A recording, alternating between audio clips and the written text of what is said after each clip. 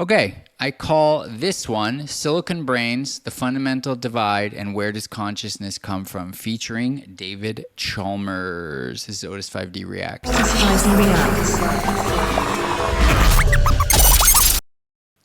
All right. All right, Dave. Take it away, Dave. I think it's possible for an AI system to be conscious. I think it's possible for a machine to be conscious. The brain itself is a big machine. Somehow that machine produces consciousness. So it's fascinating to me. This is why I'm highlighting this, is because he says that shit so confidently that the brain produces consciousness, which I so fundamentally disagree with. But it's as though he is not even aware. It's kind of like pro-vax people. He's so unaware that there is a large swath of people, educated people, that believe totally differently from him, that he just states his opinion on something that is hotly contested as a fact. I'm saying that with a little bit of animosity, but just a little. I think it's possible for an Because AI he just, system I to mean, be this guy conscious. I think it's just possible for comes a off like machine a to be conscious. blowhard. The brain itself is a big machine. Somehow that machine produces consciousness. We don't know how, but it does it somehow. As though it's factual. I think if biology can do it, I don't see why silicon can't do it. We don't understand how silicon could give us consciousness. We also understand how neurons could give us consciousness. So I don't see a difference in principle. So that's a yes. That's a yes. I take it. Absolutely. Shout out to Zarnik. Very, very goated. Follow Zarnik. So I just really want to take this opportunity to be a blowhard myself and just rant about the fact that, as far as I can tell, there is just a fundamental divide, right? It's so awesome that Eastern religion it shows this divide. Like the yin-yang symbol is fully divided, black and white, but the black has the white circle and the white has the black circle, which is just, it's so philosophically advanced that diagram says so much in so little. But I just feel like this divide about whether matter produces consciousness or whether consciousness produces matter, which is what I believe, that when I die, I will remain conscious. You know what? I'm gonna start taking risks and telling stories. So here's my story. To some people, this is going to discredit me. And to those people, I say, you should probably just stop watching now because you're not my audience. And I think you don't understand life and reality. And so you thinking I don't understand life and reality is like a given. It's like built into the pound cake. So anyway, I was at Burning Man in 2007, my first Burning Man, and I was very lonely one night, and I wandered into a camp, and it was called Giggsville, and there was like no one there, and this guy kind of wandered out, and he said, "Hey man, what's up?" I said, "Hey, how's it going?" And he's like, "You want to learn the yogic method for doing nitrous?" And I was like, "Yep." And so anyway, he did what, I mean, now it would be called breath work. It's funny. It was like, we did breath work for like 20 minutes. And then he took a cracker and, gave me a nitrous balloon. And I went so far out that it just kept coming to me like, oh, this is the part of me that won't die when I die. This is the part of me that won't die when I die. My body was so distant from my consciousness, and I was just a consciousness, just shot into space. And I often hesitate to tell stories that that come off as like, oh, look at me, I'm special. But, oh, well, I think, when I see all these people, these Owen Benjamins and Nick Fuenteses, they always do that. And RSD Tyler, Elliot Hulse, all of these influencers, whenever they have something like that's kind of amazing that happens to them, they are like, they want you to know right away. And I have always had this like, oh, I'm going to come off like like a try hard or something. But oh well, you're watching me grapple with inner turmoil. And so anyway, what happened is that as I had that thought, like, oh, this is the part of me that doesn't die when I die, a roar, what seemed like a roar, went out across the playa. You have to imagine this is like 50,000 people, and I'm just there laying down in a dark camp called Giggsville, and near the Esplanade, and this roar goes out. It sounds like people are cheering. And, because of the intense synchronicity, I'm like, wait, are they cheering for this realization I had that like, oh, this is the part of me that doesn't die when I die? And so anyway, that comes and goes. And it turns out what had happened is that literally at like exactly the moment that I had this thought, someone had climbed the man on Monday, and this can all be verified. You can like Google that this occurred, this thing.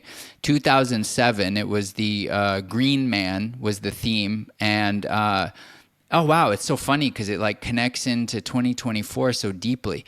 Tesla had put a Roadster under the man because it was like, oh, electric cars, like green energy, green man, solar punk. Solar punk didn't exist at that time. But anyway, and some old school kind of like anarchist burner was so pissed off at like the corporate intrusion into Burning Man with this Tesla Roadster being under the man that he climbed the man on Monday, 6 days before, the official day, 5 days, I don't know, whatever.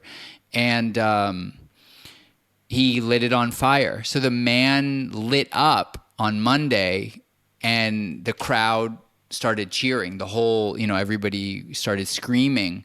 And this happened to coincide with the exact moment that I had this thought of like, oh, this is the part of me that doesn't die when I die. Now, does this prove anything? Yes, it proves that reality is so fantastical and magical and beyond the beyond that I don't even know where to start. Does it prove anything about whether matter is producing consciousness or whether consciousness is producing matter? No. But that was one of the kind of foundational experiences I had that put me firmly in the camp that physical reality arises out of consciousness, certainly not the former. And just I want to go back for like 10 seconds and just like the smugness of David Chalmers. Like just look at that. Just look at that image. I think it's possible for an AI system to be conscious. I think it's possible for a machine to be conscious. The brain itself is a big machine. Somehow that machine produces consciousness. We don't know how, but it does it somehow. Just the confidence to me is so bewildering. And when you look at people like Sam Harris, David Chalmers reminds me a lot of Sam Harris and his like boisterous confidence that is like wrong, to me, right? But the unwillingness to even consider one's wrongness, like with Sam Harris, it's with Trump and things of that nature, God in general, and David Chalmers somewhat similarly. But I just don't know how these two camps are going to be able to coexist, because I think we're going to reach a point where more and more people start having mystical experiences with technology amongst other methodologies, and become convinced, as I am, that consciousness is fundamental and matter is secondary.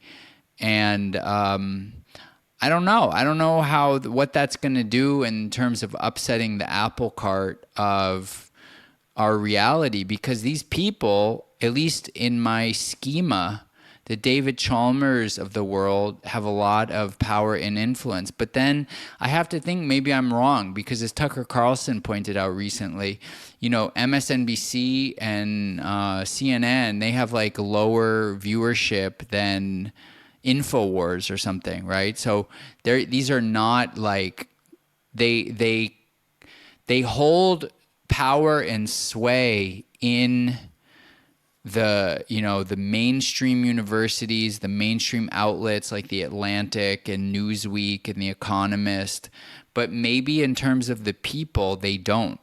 But I don't know. I feel like this is an extremely unstable situation, and that these people are going to go crazy in the same way that the pro-vax people went crazy at the kind of intransigence of the anti-vaxxers. And, you know, these are the things I care about a lot. So I'm putting this out there to try to find the others, the other people that care about this stuff a lot, especially the cultural and sociological ramifications of these things and where humanity is headed. And if you are such a person, please come to my website. And I feel like, should I change it to community? Click community? No, that seems kind of gay. I think I like Otis 12D better. And click Otis 12D. And, you know, check it out, see what you think. If you're into it, I would be so happy, because I'm looking for you. Consider becoming a citizen. And, oh, should I say that? I guess so. Yeah. And, oh, that's so much better, because, so this Otis 12D is a paid, I should always say that. I hate when people don't say that. Consider joining my paid community and becoming a citizen. And otherwise, you know, leave a comment and let me know what you think about this. If you're a retard, I'll block you. And if you're awesome, I will be like so happy to know that you exist out there in the ether. That was awesome. You just watched me like figure something out in real time. So this is Otis 5D Reacts, and David Chalmers, bro, take a chill pill. There's a lot of us that think you're as retarded as you think we are. And I think that one's voice should have a certain amount of humility in the realization that, you know, there are others out there that think very differently than you. And who knows, you know, like leave room for their existence on the table. That's what I think, because those of us who have the kind of non-mainstream, anti-establishment, if you will, takes, we're forced to do that. So we do that somewhat by nature, because you know, so many people around us have the establishment mainstream take. So anyway, blah blah blah blah blah. Otis 5D Reacts. Deuces. Otis5D.xyz. Go fuck yourself.